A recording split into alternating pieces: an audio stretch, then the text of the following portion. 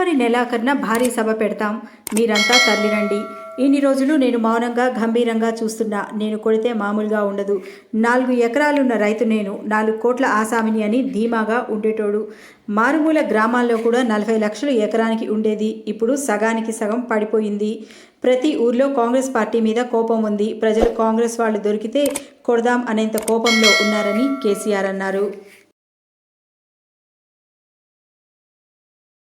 ఈ తెలంగాణ బార్డర్ గీత లోపలిన బిడ్డలు అందరు మనోళ్ళే, అందరు బాగుపడాల్సిందే. ప్రతి ఒక్కరికి న్యాయం జరగాల్సిందే.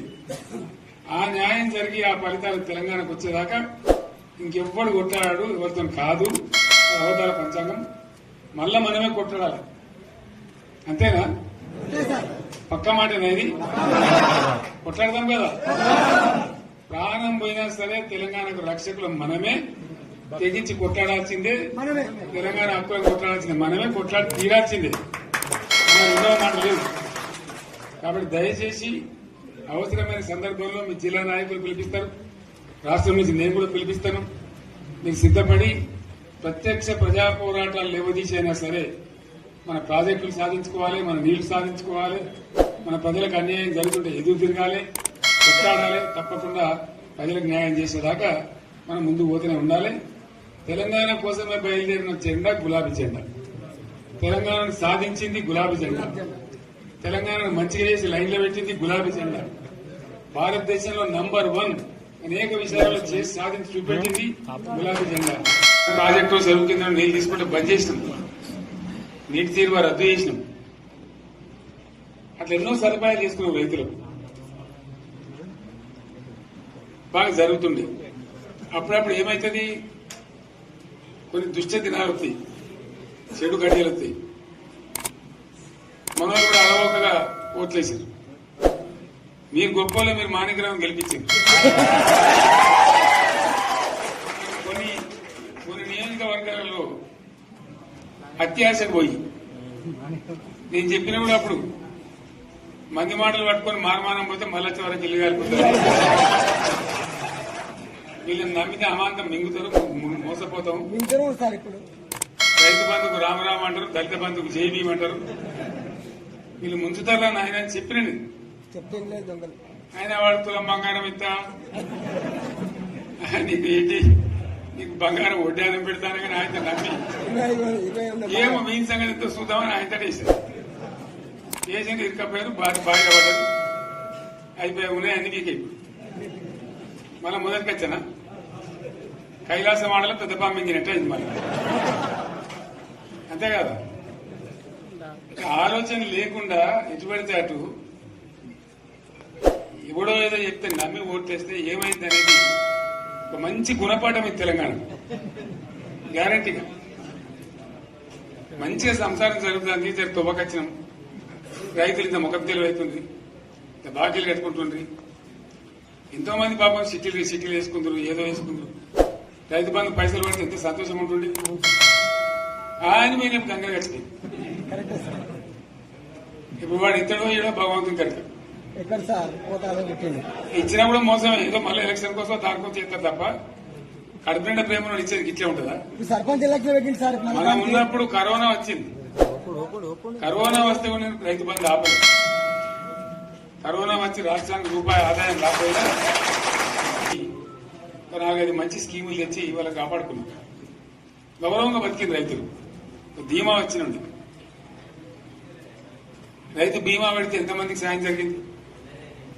గుంట భూములను కూడా మంచిగా సాయం జరిగింది. చిన్న రైతు కూడా సాయం జరిగింది. అట్లా అందరికి మనం గొర్రెల కాపలకు గొర్రెలు ఇవ్వడం కానీ, చేప పిల్లలు కానీ, అనేక రకాల అన్ని వర్గాల ప్రజలను ఎట్లా ఆదుకోనట్లు ఆదుకున్నాం. మా తెలంగాణ కదా మేము తెచ్చుకున్నాం కష్టపడి.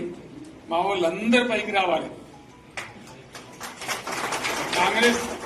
కాంగ్రెస్ గవర్నమెంట్ ముస్లింలో ఓట్లేసుకున్న తప్ప ముస్లింలకు మనం చేసిందా? ఇమాం మౌజాలకు మన జీతం ఇచ్చిందా? మనం వచ్చినాకనే ఫస్ట్ టైం వాళ్ళని గుర్తించి వాళ్ళని గౌరవించుకున్నాం. ముస్లిం మైనార్టీ పిల్లలకు, మన గిరిజన పిల్లలకు, మన ఎస్సీ పిల్లలకు, మన బీసీ పిల్లలకు ఎంత మంచి రెసిడెన్షియల్ స్కూల్ పెట్టుకున్నాం. అందరినీ కూడా ముందు తీసుకుపోవాలి. ఇవాళ మన కళ్ళ ముందని నాకు బాధ కలిగేది ఏంటంటే చిన్న వర్గాల ప్రజలు కాన్వెంట్ స్కూళ్ళలో చదివించలేరు, వాళ్ళ పిల్లలు కూడా బాగా చదవాలని చెప్పి ఎస్సీలకు బీసీ మన మైనార్టీ సోదరులకు గురుకుల పాఠశాల పెట్టారు. అద్భుతమైన చదువు చదువుకున్నారు. ఇవాళ మొత్తం రోజు బడి పిల్లలు విషాహారము, కడుపు నొచ్చుడు, బాధపడు, పురుగులు అన్నం పెట్టుడు, పిల్లలు వెళ్ళిపోతున్నారు. ఆ స్కూళ్ళ నుంచి ఇళ్ళకి వెళ్ళిపోతున్నారు. తల్లిదండ్రులు కూడా భయపడి తీసుకుపోతున్నారు. ఏం ఘోరం ఇది నాకు అర్థం కాదు. మళ్ళీ ఈ చేసినాడు కూడా ఇప్పుడు మళ్ళీ అదే కాంగ్రెస్ పార్టీ అంతేనా? మళ్ళా పాత కాంగ్రెస్ మోపైంది, మళ్ళా కరెంట్ కోతలు మోపైనాయి. వెనకాలం ఇంకేం గత అవుతుందో మార్చి ఏప్రిల్ ఏమవుతుందో ఇంకా కరెంటు కోతలు మోపైనాయి, మంచినీళ్ళు సరికొత్తలు, అడిగే నాతులు లేడు, ఎవడన్నా గట్టిగా నిలదీసరికి వాళ్ళకి పోలీసు స్టేషన్లో పట్టేయడం. ఇదేనా రాజ్యం? ఇట్లా ఉండదా రాజ్యం? ఎందుకు వచ్చింది ఈ పరిస్థితి చెప్తా. నాకు తెలిసి నాకేం గుర్తులేదు. నేనేమంటున్నా అంటే ఇట్లా అనేక పనులు చేసుకున్నాం మనం. గోదావరి నీళ్ళు తెచ్చుకున్నాం, నీళ్ళు తెచ్చుకొని మంచినీళ్ళ తర్వాత సాగునీళ్ళు ఎంపడబడ్డాయి. మెదక్లో యువతల ప్రాంతం అంతా కొంత అందినాయి నీళ్లు, పాత మెదక్ జిల్లాలో. నీటికి మిగిలిపోయినాయి మన 2 తాలూకాలు, నారాయణఖేడ్, జైరాబాద్.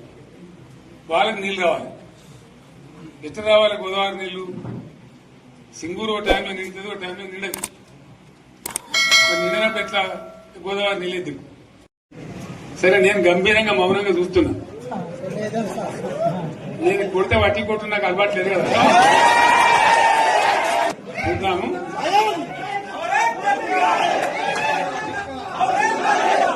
రోజులు కానీ అన్నట్టుగా నేను చూస్తా ఉన్నా. కానీ మనోళ్ళందరూ కూడా ప్రతిపాదిస్తుంది ఏంటంటే, 1 సంవత్సరం జరిగిపోయింది, సంగమేశ్వర ఆన్నే పన్నది, బసవేశ్వర ఆన్నే పన్నది, పాలమూరు ఉత్పత్తుల పథకం ఆన్నే పన్నది, కాళేశ్వరం అట్లే ఎండబెడుతున్నారు. ఇవన్నీ అన్యాయాలనే. కాబట్టి ఫిబ్రవరి నెలాఖరులో ఒక పెద్ద బహిరంగ సభ పెట్టాలి, ఇక్కడ కథ చూడాలి అని జరుగుతూ ఉంది. కాబట్టి మీరు కూడా పెద్ద ఎత్తున దయచేసి ఆ సభకు కదిలి రావాలి. కదా దూరమే ఉండదు. ఆ రకంగా తెలంగాణ శక్తి ఏందో మరొకసారి చూపించి వీళ్ళ మెడలు వంచి ఇప్పుడు సాధించాలి. భవిష్యత్తు కోసం కూడా కొట్టాడకు మనం సిద్ధంగా ఉండాలని తెలియజేసుకుంటూ, పరమేశ్వర్ గారికి అంతటి లోకమంత్రం ఇది. ₹1,00,00,000 భూమి ఇప్పుడు 50 లక్షల కాడికి వెళ్ళలేదు.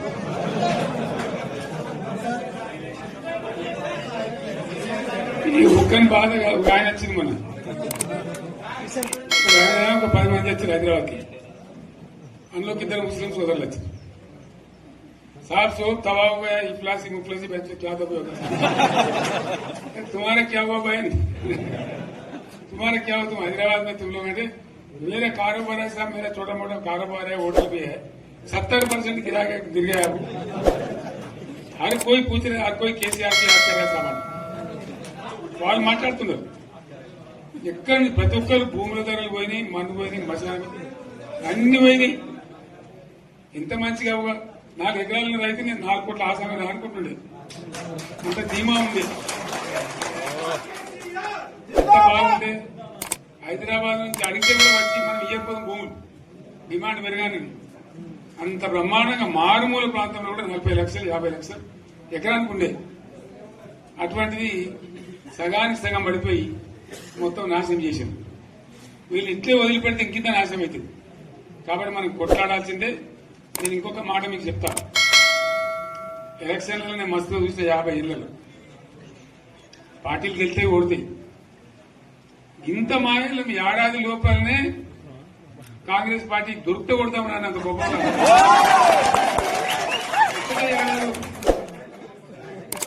ఇంకా వాళ్ళ పొందతి వాని పార్టీ వాడే మంది పెట్టాలి. అదేందో పోలింగ్ పెట్టిన వాడు చూసిరా మీరు? ఆ పోలింగ్ పెడితే 70% మనకు వచ్చింది, 30% మనకి. వాడు పెట్టింది మనం పెట్టింది కాదు.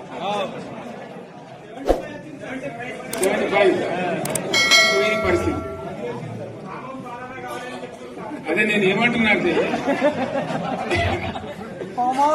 ఫామ్ హౌస్ అంటే ఈడ ఏముంటది, వారి ఉంటది, మక్కు ఉంటది, అల్లం ఉంటది. కాంగ్రెస్ వాళ్ళు అంతా మనిషి చేస్తే పారబడి తవ్వచ్చు కూడా సంగత. దీన్ని ఫామ్ హౌస్ బదనాం చేసి అంతే కదా. నేను ఏమంటున్నా అంటే అన్ని మబ్బులు వీడిపోయినట్టు ప్రజలకు అన్ని తెచ్చిపోతున్నాయి. మంచి ఏంది, చెడ్డ ఏంది, ఏం జరిగింది అన్ని ఇంకా ఘోరమైందని చెప్తున్నా. వీళ్ళ తెలివితక్కువతనానికి ఏమైంది, నిన్న మొన్న రిపోర్ట్ వచ్చింది.